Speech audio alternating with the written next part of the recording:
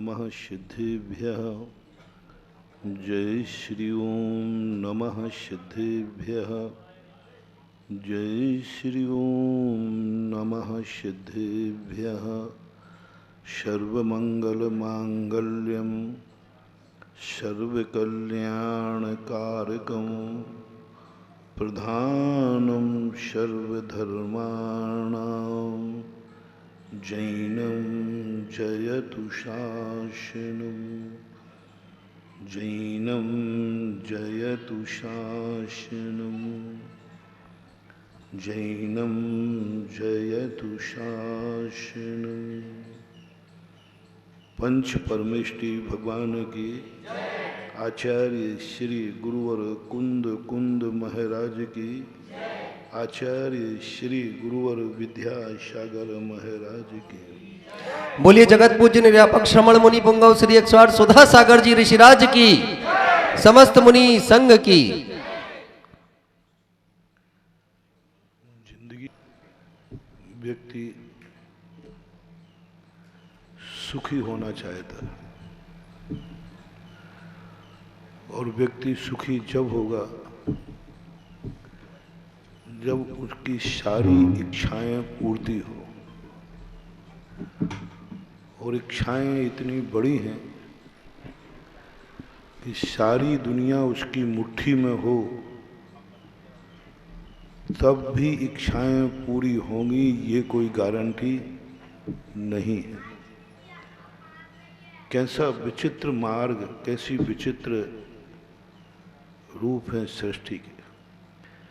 व्यक्ति की एक तमन्ना है कि सारी दुनिया मेरी मुट्ठी में हो, सारी दुनिया मेरे लिए हो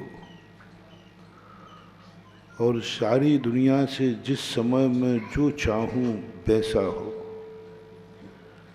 हवाएं चलें तो मेरे लिए चलें, मेरे लिए सुखदायी हो। हर व्यक्ति चाहता है गर्मी में हवाएं चलें तो कैसी चलें, ठंडी या गर्म, ठंडी। और सर्दी में, लेकिन होता क्या है, हम चाहते हैं कि गर्मी में ठंडी हवा चले लेकिन गर्मी में तो लू चलती है। हम चाहते हैं कि सर्दी में गर्म हवा चले लेकिन ठंडी हवा चलती। अब ये समस्याओं का समाधान कैसे होगा? कंप्रोमाइज कहाँ करें, कौन करे कंप्रोमाइज? जिंदगी निकल गई प्रकृति के सामने गिड़गिड़ाते हुए। जिंदगी निकल गई सारी दुनिया के भगवानों की दरवाजे पर धोख देते देते, लेकिन कभी ऐसा हो नहीं पाया कि प्रकृति ने हमारी भावनाओं को ध्यान में रखकर दया करके अपना स्वरूप बदल दिया। अनादिकाल हो गया और अनादिकाल से जितने जीव जब भी रहे सब अपने जैसे थे। पूर्वज भी अपने जैसे थे। अनंत काल पहले भी जो संसार में जीव थे वो भी ऐसे ही थे। वो भी यही चाहते थे गर्मी में ठंडी हवा चले, उनका परिणाम भी यही था। लेकिन अपन देख रहे हैं लोग भावना कर करके जिंदगी समाप्त कर गए, मरण को प्राप्त हो गए। वो कभी यह देखती नहीं है कि मेरा इस परिणमन से किसको अनुकूलता है, किसको प्रतिकूलता है, कौन मुझे अच्छा मानेगा, कौन मुझे बुरा मानेगा। लू चलती है तो यह नहीं देखती कि कितने लोगों को बुरा लगेगा, कितने लोगों को कष्ट होगा। लेकिन प्रकृति का नेचर हमने देखा, वो किसी को अच्छा लगे या न लगे, लेकिन प्रकृति जो भी करती है उससे हमारा हित होता है। प्रकृति और गुरु कभी कभी शत्रु के समान व्यवहार करते हैं। शत्रु जैसे हमारी इच्छाओं के विरुद्ध परिणमन करता है, ऐसे ही प्रकृति करती है। लेकिन प्रकृति, शत्रु में और प्रकृति में इतना अंतर है साधु शत्रु प्रतिकूल कार्य करके हमारा अहित करता है और प्रकृति हमारे प्रतिकूल चलकर हमारा हित करती है। हर माँ में एक गुण होता है, होना चाहिए। बेटे के साथ शत्रु के समान कभी कभी निर्दयी होना पड़ता है। जो माँ निर्दयी नहीं होती, जो माँ बेटे के सदा अनुकूल चलती है, उसे बेटा खो देती है। बेटे की जिंदगी ऐसी बन जाती है कि वो बर्बाद हो जाता है। कई बार तो जिंदगी भी खत्म हो जाती है। तो माँ को एक गुण दिया कि तुम कभी बेटे के अनुकूल मत चलना। बेटा जो चाहता है वह मत खिलाना। बेटा जो करना चाहता है वह मत करने देना। उस समय बेटे को सभी लोग बेटे बने हैं।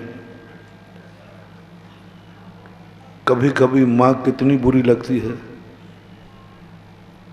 सब लोग अपना अपना बचपना याद करो। तुम लोग तो बच्चे हो ही। माँ कब बुरी लगती है? जब वो खेलने नहीं जाने देती है, बहुत बुरी लगती है। जब वो मोबाइल नहीं देखने देती है, जब वो टीवी नहीं देखने देती। कई बच्चों को तो इतना बुरा लगता है कि वो तो माला फेरता है, भगवान मम्मी आज कहीं बाहर चली जाए, है ना। यानी माँ उसको इतनी बुरी लगने लगी कि वो कहती है कि नहीं आज मम्मी बाहर चले जाए। और घर में जिस दिन मम्मी पापा नहीं होते हैं तो बच्चे अपने दोस्त से कहते यार आज बहुत मजा है। सही बोल रहा हूँ ना, है ना। आज बहुत मजा है, आज या तो मैं तेरे यहाँ आता हूँ या तू मेरे यहाँ जा। बोले क्यों? बोले आज मम्मी पापा बाहर गए। जब जब बच्चों को, बच्चे लोग सुनो, जिस जिस कार्य में तुम्हें मम्मी पापा बुरे लगे, समझ लेना जो कार्य तुम करने जा रहे हो वह सबसे गंदा कार्य है। कोई पूछे कि गंदा कार्य क्या है, कौन सा ऐसा कार्य है जो गंदा है, जो नहीं करना चाहिए, तो हम लिस्ट तो तुम्हें दे नहीं पाएंगे, क्योंकि गंदे कार्यों की लिस्ट मैंने बनाई नहीं। क्योंकि गंदे कार्य की लिस्ट बनाऊंगा तो मन भी गंदा होगा, हाथ भी गंदे होंगे और कागज भी। तो मैंने लिस्ट नहीं बनाई और बनाता भी नहीं, क्योंकि अच्छे कार्यों की लिस्ट बनाने से हमें फुर्सत नहीं है, समय नहीं है, तो गंदे की कौन बनाए। अच्छे कार्य दुनिया में इतने हैं कि उन्हीं की अभी तक लिस्ट पूरी। पर एक लक्षण तुम्हें देता हूं बालकों, सब बड़े लोगों के लिए भी।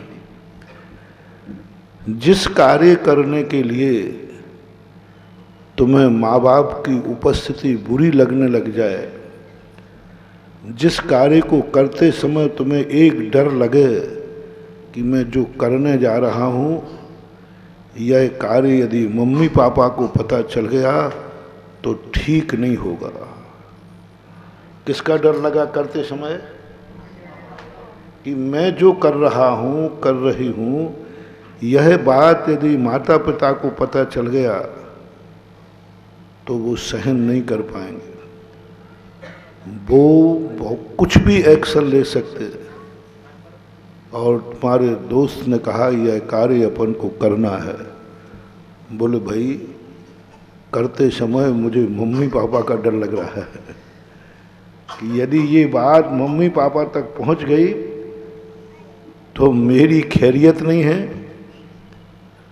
और मम्मी पापा का जो उनको विकल्प होगा, मम्मी पापा को जो दुख होगा, मम्मी पापा की आंखों में जो आंसू होंगे वो मैं भी नहीं देख पाऊंगा।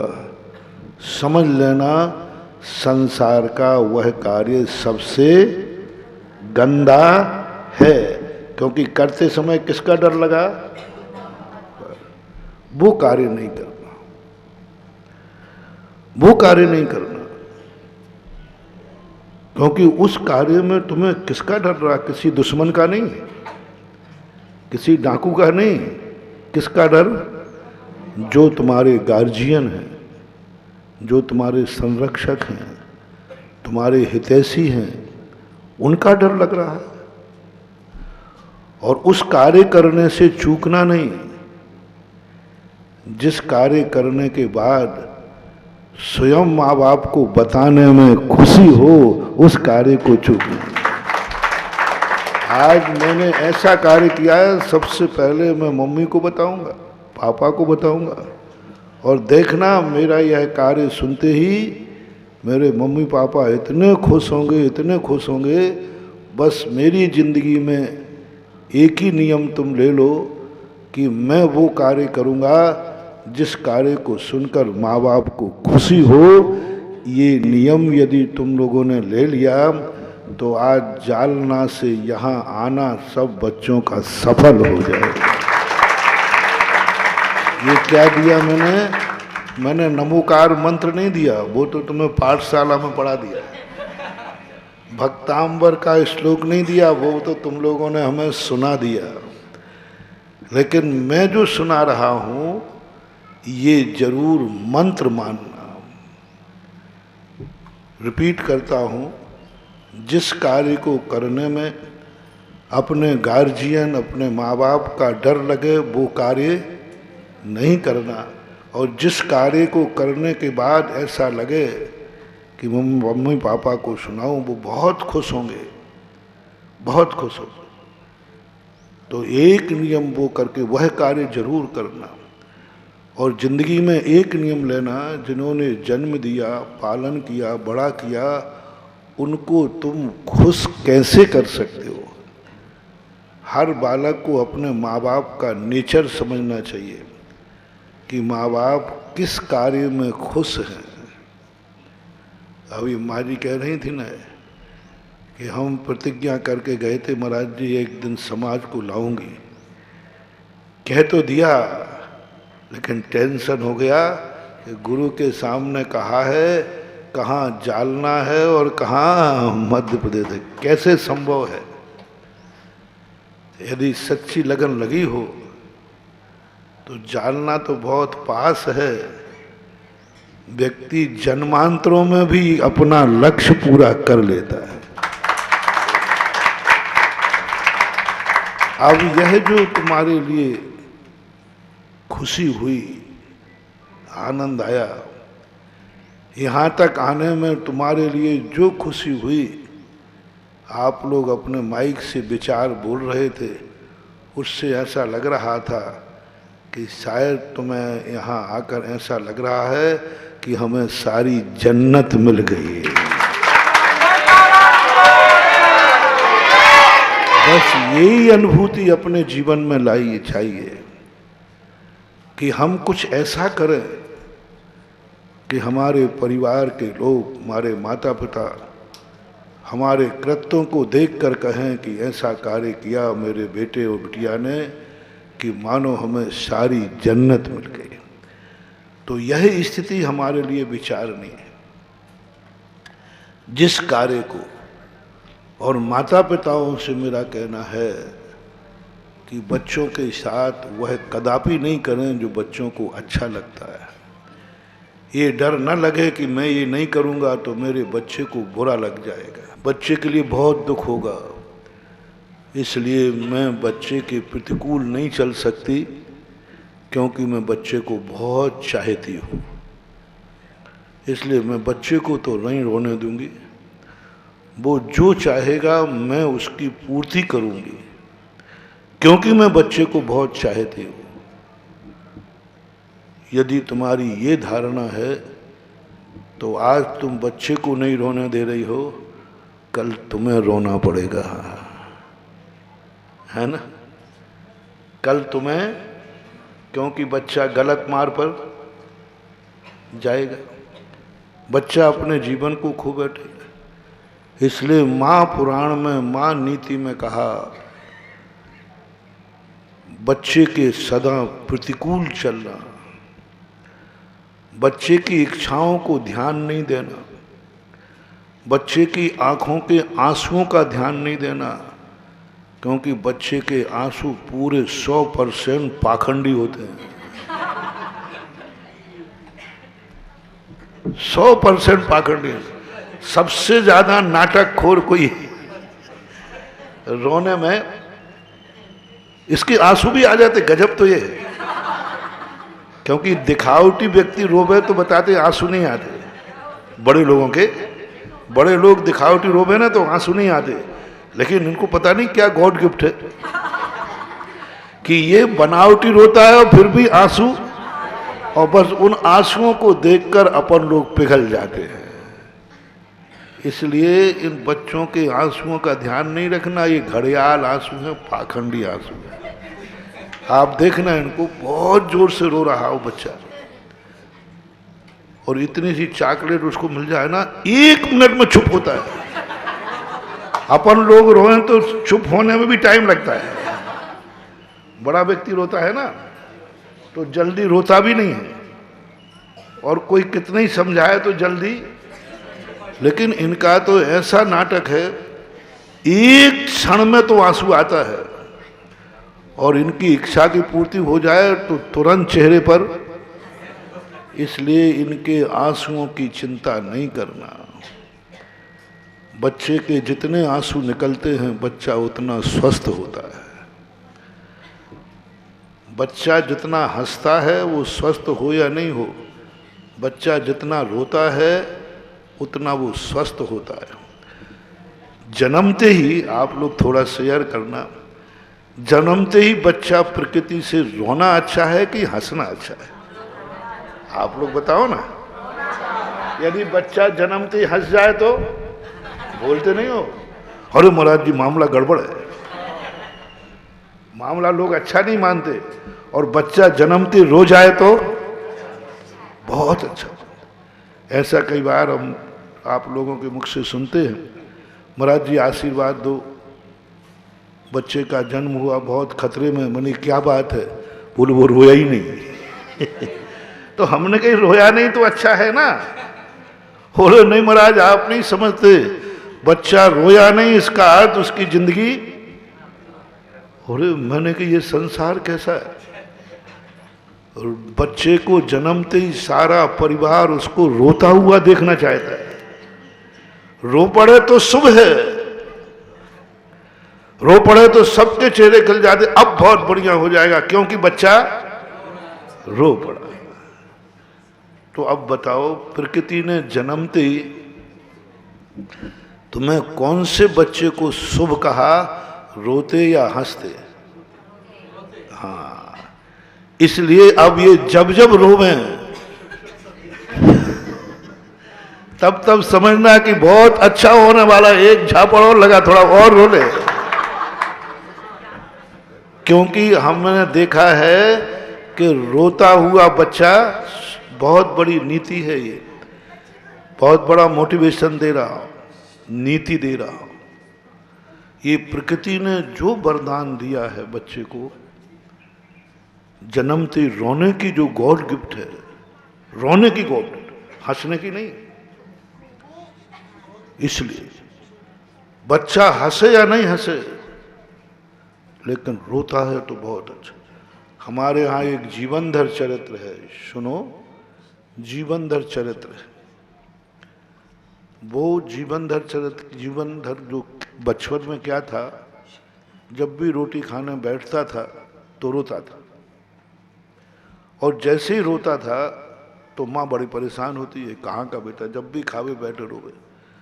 तो आप महिलाओं की आदत है, जब महाराज जी आते हैं तब आप सभी लोग बच्चों की शिकायत करते हैं, महाराज आशीर्वाद दो, बच्चा जिद्दी है, आशीर्वाद दो, बच्चा क्रोधी है।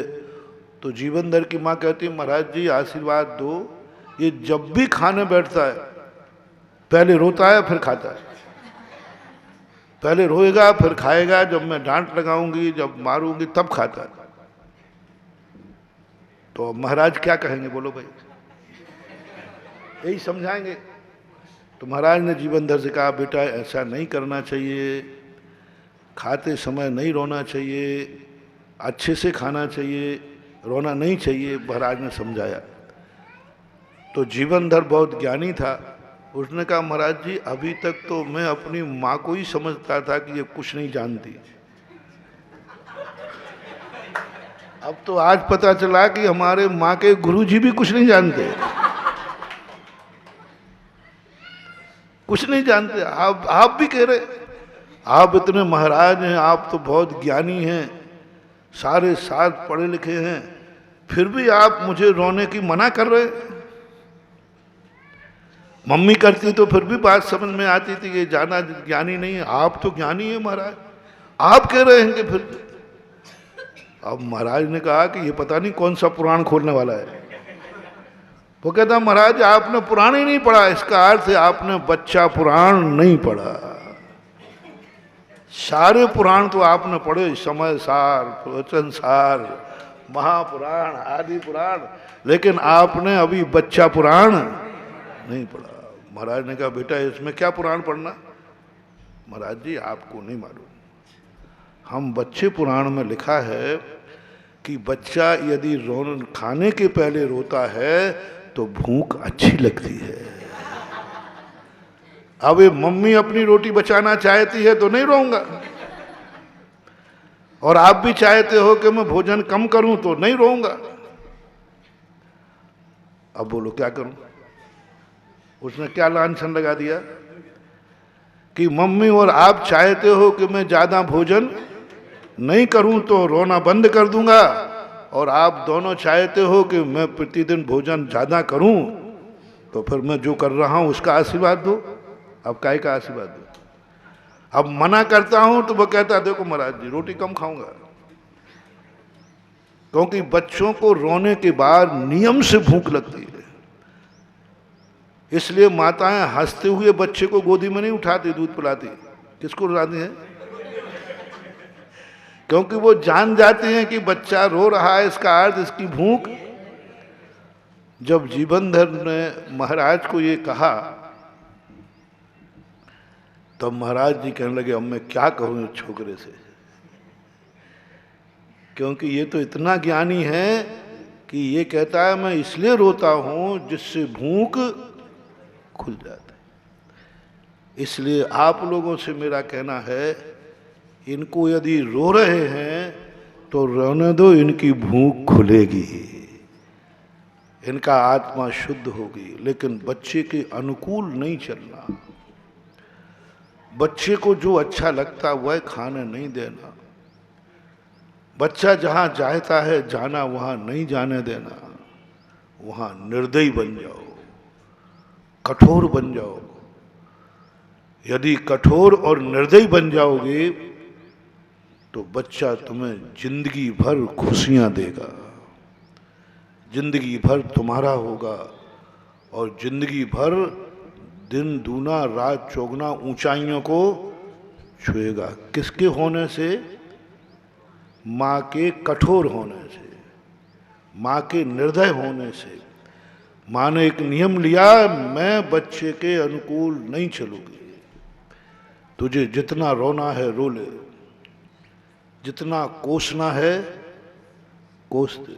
बच्चा बहुत, बच्चे के हाथ से जब मिट्टी छीनती है ना माँ, तो बच्चे को इतना गुस्सा आता है कि इसका सिर फोड़ दो, पत्थर उठा के मारता है और बहुत रोता है।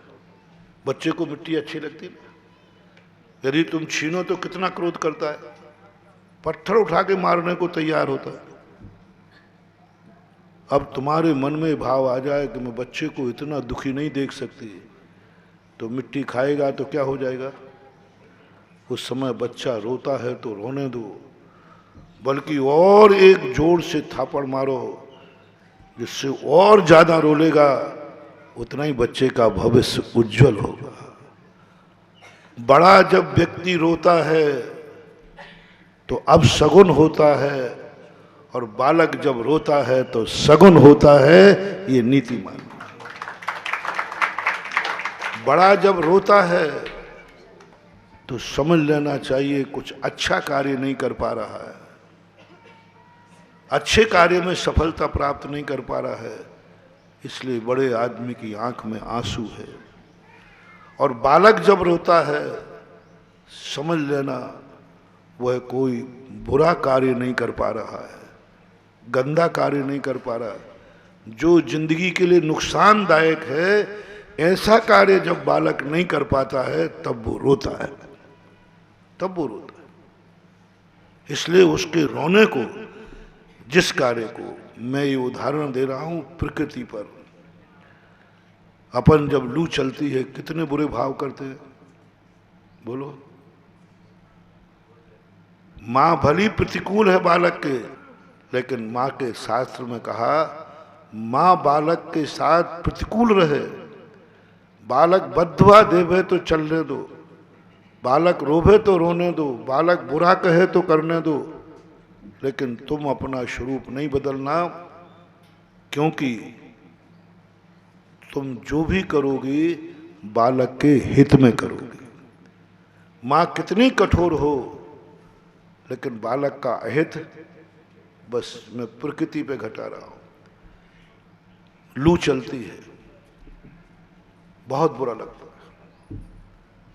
कई लोग प्रकृति को बद्दुआ देते हैं, कितना बुरा बात। लू चल रही है, बैठने नहीं दे रहा है, कितना टेम्परेचर है, 48 टेम्परेचर हो। महाराष्ट्र में शायद 48 नहीं होता, कभी कभी, और उसी दिन लाइट चली जाए, बोलो सबके परिणाम बहुत बुरे होते, बद्दुआ देते हैं।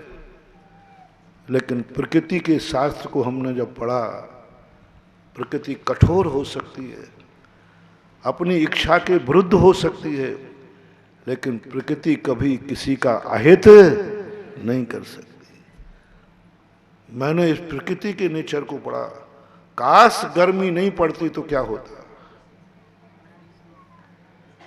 काश गर्मी नहीं पड़ती तो क्या होता। आजकल हमारे प्रवचन चल रहे हैं, किसी भी वस्तु को देखो, उसकी एनर्जी देखो, निमित्त शक्ति देखो। कोई भी वस्तु है, एक घड़ी है, आप किसी दिन इस घड़ी की आपको महिमा गाना है, वो दिन कौन सा आएगा जिस दिन तुम इस घड़ी की महिमा गाओगे। घड़ी की कीमत ज्यादा नहीं है, यदि ये गुम जाए तो महाराज गुम जाना, दूसरी मिल जाए। आजकल तो मोबाइल में घड़ियां हैं, सब में, कोई वो मानता हो इसकी ज्यादा कीमत नहीं। आपको गुमने से कोई ज्यादा कष्ट होने वाला, क्योंकि आप दूसरी ले लो। लेकिन एक दिन में इस घड़ी को अनमोल करना है, एक दिन इस घड़ी को तुम्हारे मुख से कहलवाना है, आज यदि घड़ी नहीं होती तो हम बर्बाद हो जाते। इसमें एक शक्ति है, इस घड़ी में एक शक्ति है जो तुम्हारी दृष्टि में अनमोल हो जाएगी। किसी दिन आपको किसी कार्य के लिए जाना है, कोर्ट में पेशी है, अस्पताल में कोई मरीज बीमार है, और आप घड़ी देख थी नहीं, और एक ही ट्रेन थी अस्पताल जाने की, हालांकि जालना जिला है। मान लीजिए ऐसे केस भी तो आते हैं जो जालना से बाहर जाना पड़ता होगा। एक ही फ्लाइट है, एक ही ट्रेन है, घड़ी थी नहीं, आप 5 मिनट लेट हो गए। परिणाम स्वरूप आप अस्पताल नहीं पहुंच पाए समय से, मरीज हाथ से चला गया। और आप लेट होने वाले थे, इसमें घड़ी दिख गई और आप 5 मिनट पहले पहुंच गए। डॉक्टर ने कहा 5 मिनट पहले तुम आ गए, अन्यथा। ऐसा होता है कि नहीं? 5 मिनट, 1 मिनट, 1 मिनट। अब वो घड़ी के कारण से आप 5 मिनट पहले पहुंच गए। बोलो तुम्हारा मरीज समय से डॉक्टर के पास पहुंच गया, इस घड़ी की कीमत कितनी है? बोलो। तुम्हारा व्यक्ति इस घड़ी के ना होने से 5 मिनट लेट हुआ, व्यक्ति को खो दिया, सब कुछ बर्बाद हो गया, लुट गया, सब हो गया। और इस घड़ी के कारण 5 मिनट आप समय से निकलकर पहुंच गए और आपका मरीज बच गया। आपका बेटा, आपका पिता, आपका भाई, आपकी पत्नी, आपकी बहन, कोई भी XYZ जो बच गया, उसकी कीमत कितनी है? जो बच गया उसकी कीमत कितनी है? सब अपने अपने रिश्तों को पकड़ लो, जो जो तुम्हारे रिश्ते हैं सब लोग अपनी अपनी कीमत नोट करना। आज तुम्हारी दृष्टि में तुम्हारी मम्मी की कीमत कितनी है? जल्दी बोलो। पापा की कीमत कितनी है? पत्नी की कीमत कितनी है? बेटे की कीमत? बहुएं और बताएं, सासू की कीमत कितनी है?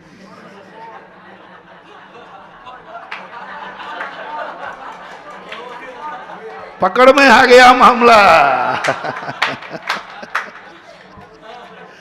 हर चीज में बिल्कुल ऐसे अनमोल बोल रहे थे जैसे रटा हुआ हो।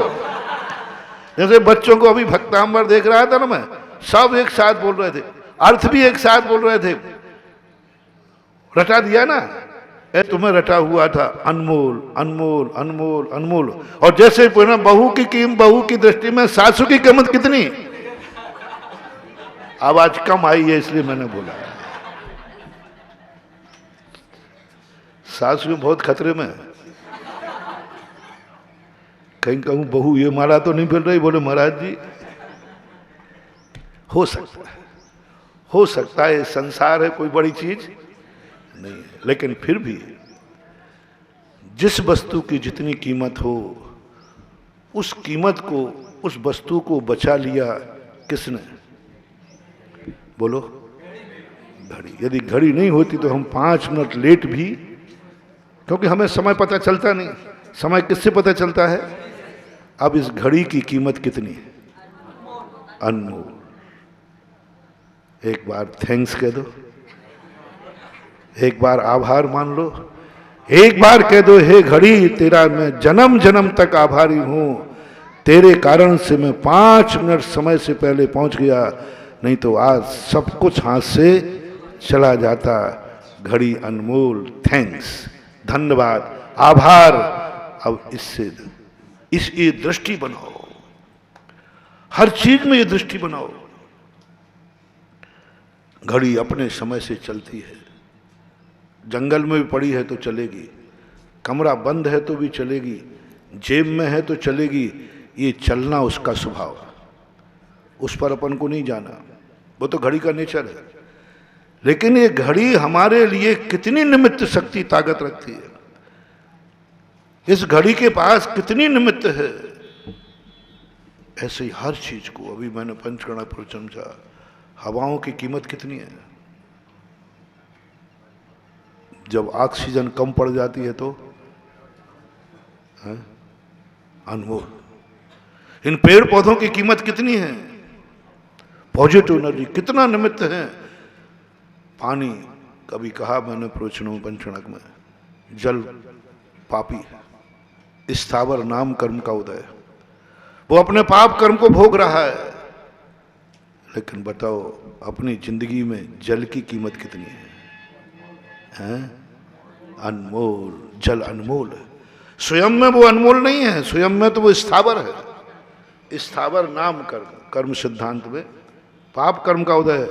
लेकिन दुनिया के लिए एक बार जल को देके थैंक्स कह दो ना, एक बार कह दो ना कि हे जल तेरी मैं क्या कीमत आऊं। जब प्यास लगती है तो एक लोटा पानी भी अनमोल हो जाता है। वो दृष्टि देखो, वो शक्ति देखो, वो पॉजिटिव शक्ति देखो इसमें। वो देखो इस शक्ति में यदि गर्मी नहीं पड़ती अपन ने बद्दुआ तो देगी क्योंकि अपन को गर्मी लगेगी, अपनी नींद खराब हो गई। लेकिन काश थोड़ी देर सोचो, यदि यह गर्मी नहीं होती तो डैश डैश बच्चे लोग, यदि गर्मी नहीं होती, जो लू लग रही ना, बहुत ज्यादा लू लग रही, चलो मैं इस गर्मी को कह देता हूं कि हमारे बच्चों को बहुत गर्मी लगती है, कल से गर्मी पड़नी नहीं। कितना अच्छा रहेगा। देखो अब तुम यहां आए हो ना, तो मैं वरदान दे दूं, प्रकृति मेरी बात मानती है, मानती है। देखो कई बार मनाया मैंने प्रकृति को। अभी देखो पंचकर्णाक में प्रकृति बहुत प्रतिकूल थी, लेकिन मैंने कहा प्रकृति थोड़ा दया करना, उसने दया कर दी। कल गजरत फेरी थी, इस समय तुम धूप में नहीं बैठ पा रहे, इस समय तुम्हें फेरी के चक्कर लगा रहा है, मान जाएगी। कह दूं बच्चे लोग कि प्रकृति, कहता हूं कि प्रकृति गर्मी बहुत बुरी है, लू बहुत बुरी है, अब कभी प्रकृति गर्म नहीं होगी। पर बाद में वापस मत लेना, ध्यान रखना।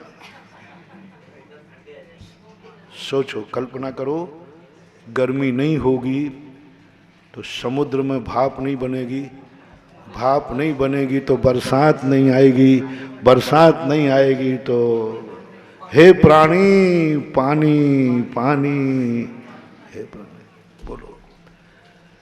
प्रकृति यदि दया कर दे, प्रकृति यदि अपनी बद्दुआओं पर जब विचार करे, प्रकृति सोचे कि नहीं इन सब जीवों को ये गर्मी बुरी लगती है, लू बुरी लगती है, यहां तक कि तुम लोग तो सोचो, कई बार हम महाराज लोग भी क्या उड़ते, बहुत गर्मी है, बहुत लू चल रही है, कितना बेकार मौसम है, क्या कह दिया। एक बार अभी कल परसों बहुत लू चली थी, तो ऐसे ही मन में भाव आया कि बहुत गलत वातावरण है, बहुत गलत समय है, लू चल रही शाम को, ठीक नहीं। उसी समय प्रकृति ने कहा, बाबा जी अभी तक तो मैं सहन कर रही थी, क्योंकि ये ग्रस्त लोग बच्चे हैं, ये बच्चे मुझे बद्दुआ दे रहे थे, ये ग्रस्त लोग अज्ञानी हैं, मोही हैं, ये लोग बुरा कह रहे थे कि ये बुरी गर्मी बुरी है, लू बुरी है। बाबा जी आप मुझे बुरा कह रहे हैं, आप मुझे बुरा कह रहे हैं, आप मुझे बद्दुआ दे रहे हैं, आप कह रहे हैं कि ये गर्मी बुरी है, ये लू बुरी है, आप कह रहे हैं। प्रकृति ने कहा, गुरुदेव आपको तो मैं दुखी नहीं देख सकूंगा, आपकी बद्दुआ तो मैं नहीं लूंगी, क्योंकि इन बच्चों की बद्दुआ कभी लगती नहीं और गुरु की बद्दुआ से कोई बच नहीं सकता। क्या कहा? बच्चों की बद्दुआ नहीं, मैंने कहा ना, बच्चों की बद्दुआ लग जाए तो बेचारी माँ तो वैसे ही मर जाए, क्योंकि बच्चा तो दिन भर में कोई जितने गलत कार्य करेगा उतना ही माँ उसको रोकेगी, और जितना रोकेगी उतना ही बच्चा उसको बद्दुआ देगा, तो बेचारी माँ पिता का क्या होगा, वे तो वैसे ही मर जाएंगे। इसलिए नीति शास्त्रों में कहा, बच्चे कितनी बद्दुआ दें, इनकी बद्दुआ। प्रकृति ने उस दिन मुझे सचेत किया, तुरंत वातावरण गर्म था, मैं ध्यान में सामायिक में बैठ गया और लू चल रही थी, मेरे मन में 2-3 भाव, बुरा भाव आ गया, ये प्रकृति का बहुत वातावरण गलत है, अच्छा नहीं है। तब प्रकृति ने तुरंत आकर के कहा, चिंतन की बात कह रहा हूं, अंदर की आवाज आई, नर्मदा की आवाज आई, बोले महाराज जी आप मुझे बुरा कह रहे हैं, आप मुझे बद्दुआ दे रहे हैं, मैं ये सहन नहीं कर पाऊंगा। लो मैं बदलती हूं, सोच लो गुरुदेव, सोच लो महाराज, मैं बदलती हूं और सदा ठंड पड़ेगी। आप साधु हैं, पर बाद में वापस मत लेना, फिर जनता तुम्हारे पास रोती हुई आएगी, महाराज पानी नहीं बरस रहा है। फिर तुम्हारे भक्त और आप खुद बिना पानी के जीवन जियोगे, फिर देखना महाराज, फिर आई एम सॉरी प्लीज मत कहना। चिंतन में मैं ध्यान में चला गया, मुझे कहना पड़ा, प्रकृति तू आई एम सॉरी प्लीज नहीं कहेगी, मैं कहता हूं आई एम सॉरी प्लीज, मैंने प्रकृति को गलत समझ लिया, मैंने प्रकृति को गलत समझ लिया, प्रकृति हमारे अनुकूल नहीं है ये बराबर है, प्रकृति हमारे अनुकूल नहीं है ये बराबर है, लेकिन प्रकृति हमारा कभी अहित नहीं करेगी ये भी बराबर है। यही गर्मी तो जाकर के वास बनाएगी समुद्र में। पानी आकाश में नहीं होता, पानी तो जमीन पे ही होता है, लेकिन जो जमीन पे पानी है वो पीने लायक नहीं है। गर्मी देखो कितना उपकार, पॉजिटिव एनर्जी, पॉजिटिव एनर्जी। गर्मी जमीन के गंदे पानी को, खारे पानी को बाष्प बनाकर आकाश में ले जाती है, और आकाश में से मीठा पानी बरसाती है जिससे जिंदगी है। बोलो गर्मी की कीमत कितनी है? हो गर्मी की कीमत कितनी? पॉजिटिव देखो, ताकत देखो, सारी दुनिया का क्या होगा, हर चीज को देखो। बरसात की कीमत कितनी है? ठंड अपन को ज्यादा लगता है, ठंड लगती है, लेकिन किसी साल ठंड नहीं पड़े तो सारी खेती का क्या होगा? नुकसान, खत्म ही हो जाएगी। तो हमें ये देखना है कि हमारी जो इच्छाएं हैं, हम जो अनुकूलताएं चाहते हैं, हम सुखी कब होंगे? जब हमारी सारी इच्छाएं पूरी हो, सारी दुनिया हमारी मुट्ठी में हो। ये होना संभव नहीं है, और हो गया तो अनर्थ ही अनर्थ है। अब बोलो आप सुखी कैसे हो? प्रवचन का पहला वाक्य याद करो, हर व्यक्ति सुखी होना चाहता है। पहला शब्द, सुखी कब होगे? दूसरा वाक्य, जब तुम्हारी इच्छाएं पूरी होंगी। इच्छाएं कब पूरी होंगी ये बता दो। तुम सुखी कब होंगे अपन सब? जब हमारी जो इच्छाएं हैं वो पूरी हो जाए। अब इच्छाएं पूरी कब होंगी? सब लोग लिस्ट दे दो हमें, है फिर आगे पीछे बढ़ाना मत। हाँ नहीं फिर बात, महाराज जी थोड़ा लिस्ट में एक चीज और छूट गई है। तृष्णा नागिन ज्यों ज्यों डंके लहर जहर की आवे। इच्छाएं कभी पूरी नहीं हुई, एक इच्छा पूरी होती है, 10 नई इच्छाएं आ जाती है। नई इच्छाएं आती है। एक छोटा सा कहानी थी कि एक मजदूर था, गरीब था, वो पैदल के लिए पैदल जाता था मजदूरी करने बहुत दूर। ऐसी दया आई कि उसने कहा कि देखो ये बेचारा मजदूरी करने जाता है और सिर्फ इतनी दूर जाके मजदूरी मिलती है, काम ही वहां चल रहा था। तो देवता उसने कहा कि हे भाई, मैं तेरे दुखों पर मुझे दया आ रही है, तेरे दुखों पर बहुत दया आ रही, तू पैदल चलता है। बोले क्या करूं, तेरी मजदूरी तो बदल नहीं सकता, किस्मत तो बदल नहीं सकता। बोले साहब कुछ मत बदलो, बस एक साइकिल मिल जाए, एक साइकिल मिल जाए तो कम से कम मजदूरी तो करना ही है, रास्ते की जो थकान है। अब देवता को साइकिल देने में क्या देर लगना, उसने क्या कह दिया, तथास्तु, साइकिल आ गई। अब देवता ने सोचा कि अब तो वो खुश होगा, बहुत अच्छा कह रहा होगा, क्योंकि अब चलने की थकान नहीं, साइकिल से फटाफट जाता होगा।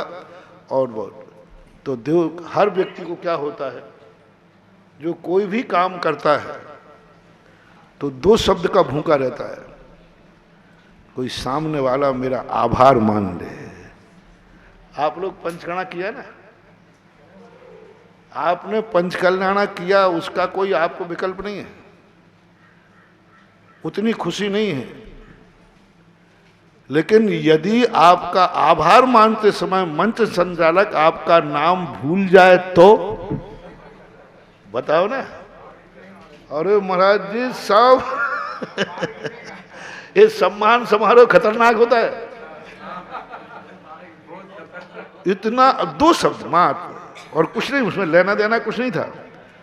5 दिन की खुशी की कीमत कितनी? 5 दिन की कीमत। सब कुछ, धंधा छोड़ा, व्यापार छोड़ा, मेहनत की, भक्ति की, सब कुछ, मात्र माइक पे नाम में, आभार में नाम छूट गया। अब तो पट्टा को चैन नहीं, अब तो उसके मन में अंदर ऐसे जो झटप रहा है जैसे सिगड़ी पे पापड़। क्या बात हो, मैंने इतना काम किया और मेरा ही इतना तो छोड़ो, यदि आभार में आगे पीछे हो जाए तो भी उसने कुछ नहीं किया, उसका पहले हो गया। और मैंने, अब बोलो, आपने जो 5 दिन में 10 दिन में जो पुण्य कमाया वो पुण्य मात्र 2 शब्दों में खत्म हो गया। पत्रिका में मेरा नाम ही नहीं आया।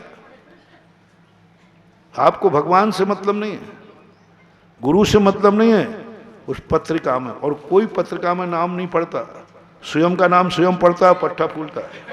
तो अनमोल मनुष्य पर्याय को मुझे वो पर्याय मिली है जिस पर्याय में आकर के लोग भगवान बनते हैं, गुरु साधु बनते हैं। 84 लाख योनियों में ऐसी कोई पर्याय नहीं है जिसमें कोई भगवान बनता हो, जिसमें कोई मुनिराज बनता हो। तुम अपनी पर्याय को कोस रहे हो, तुम अपनी पर्याय कर रहे, कौन सी पर्याय, किस्मत है क्या? अरे अनमोल कर दे रहे अपनी पर्याय को। मत इन कर्मों की चपेट में रोने बैठ जाओ। जैसे ये मनुष्य पर्याय का शरीर मिले, इसकी तरफ देखना, कहता कौन है बदकिस्मती, मैं उस पर्याय का मालिक हूं जिस पर्याय से भगवान बना जाता है। अब तुम किसको कोस रहे हो? थैंक्स कह दो रे एक बार, बोलो एक आभार कि मैं मनुष्य हूं जिस मनुष्य पर्याय से भगवान बना जाता है। देवता नमस्कार करते हैं मनुष्य पर्याय के लिए।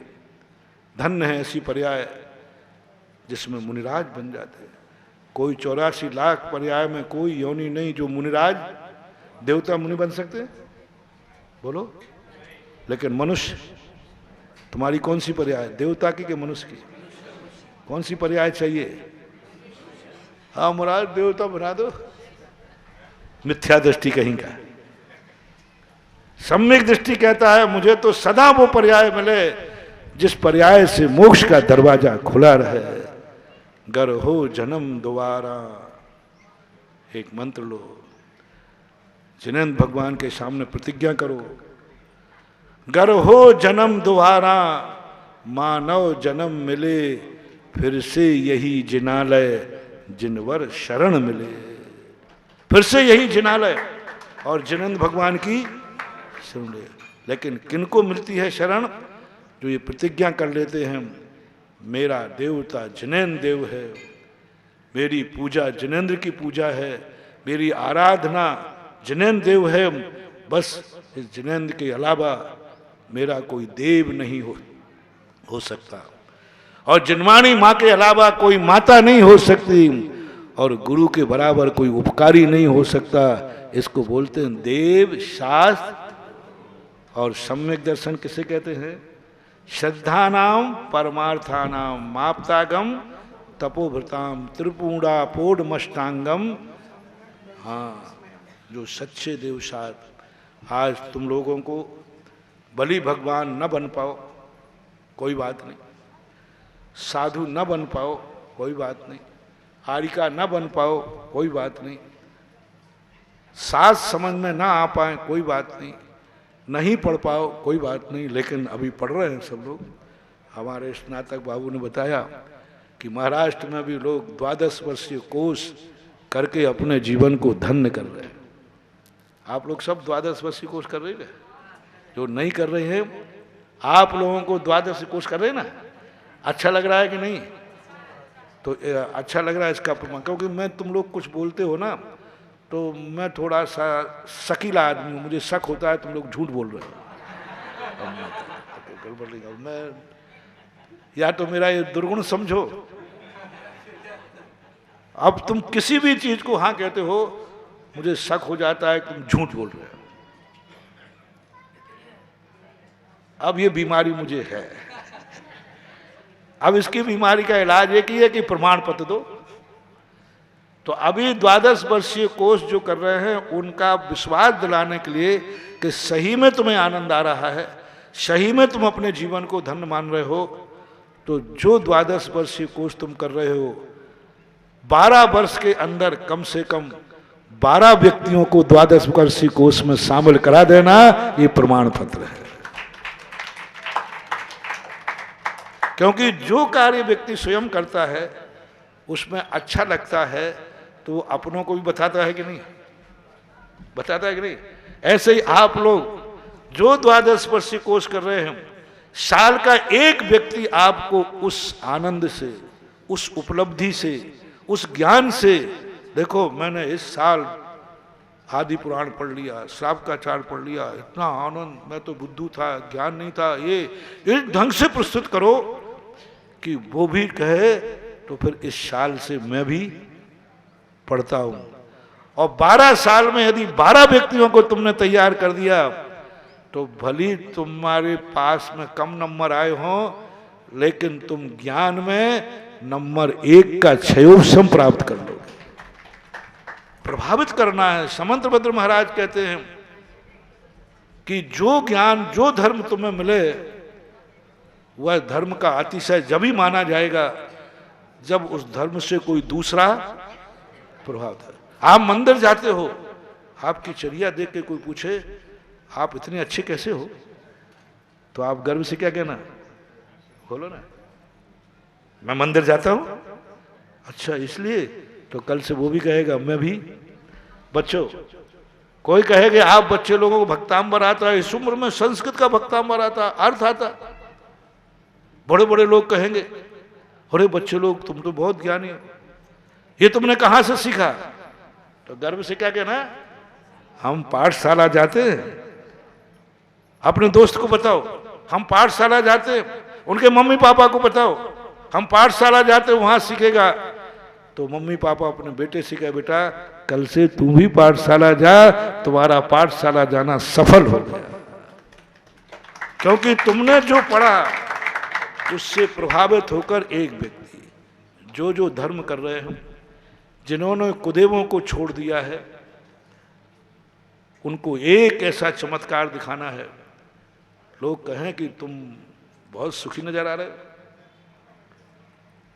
तुम तो बहुत अच्छे नजर आ रहे हो, तो गर्व से क्या कहना, मालूम मालूम मैंने कुदेवों को मानना छोड़ दिया है, मैं सच्चे देव को मानता हूं। अच्छा इसलिए तुम इतने सुखी दिख रहे हो, तो कल से, हाँ बोलो ना, वो कहेगा कल से मैं भी कुदेवों को छोड़कर सुदेव के पास चलता हूं, और जब वो तुम्हारे साथ जिनेन्द्र देव के पास आएगा, जिनेन्द्र कहेंगे अरे कल तो अकेला आया था, आज 2 को लेके आया। उस समय जो भगवान का वरदान वरगणाएं मिलेंगी वो हमारे लिए एक दिन ऐसा बनाएगा कि हमारे पूरा परिवार सब जैन सम्यक दृष्टि होंगे। सर्वार्थ सिद्धि में जन्म होगा जहां मिथ्या दृष्टि होते ही नहीं, सम्यक दृष्टि, क्योंकि तुमने अपने सम्यक दर्शन से एक को प्रभावित किया है। ऐसा आप लोगों को 12 वर्षीय कोर्स, तो आप लोग कार्यक्रम तो आपका जो होना है वो जो आप लोग पढ़ रहे हैं वो तो पढ़ ही रहे हैं, लेकिन उसके साथ साथ हमारे लिए सच्चे देव साध गुरु के प्रति आज हमने आपको बहुत सारी भावनाएं दी, बहुत सारे मंत्र दिए। कल का कार्यक्रम तो कैसा होगा। महाराज ने बहुत अच्छा प्रवचन दिया, बहुत अच्छा। जालना में सुनो, महाराष्ट्र में लोग जालना में पूछें तो वहां कहना महाराज जी बहुत अच्छा प्रवचन दिया, महाराज ने बहुत अच्छा दिया, क्या कहा वो तो महाराज जी से पूछ लेना। नहीं, कुछ ग्रहण करके जाना है, और ऐसा ग्रहण करके जाना है कि आज जो हमें उपदेश मिला है, हम ये उपदेश सारे जालना के लोगों को बताएंगे कि हमें जो आनंद आया, जीवन का एक वो सत्य तुम्हें बताया कि तुम हर चीज की उस शक्ति को पहचानो जो अनमोल है, और अपनी जिंदगी में जो है उसका आभार मानो। क्या कहा?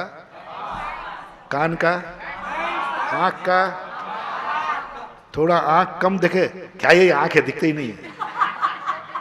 मैंने जोर से थप्पड़ नहीं मारा, धीरे से मारा।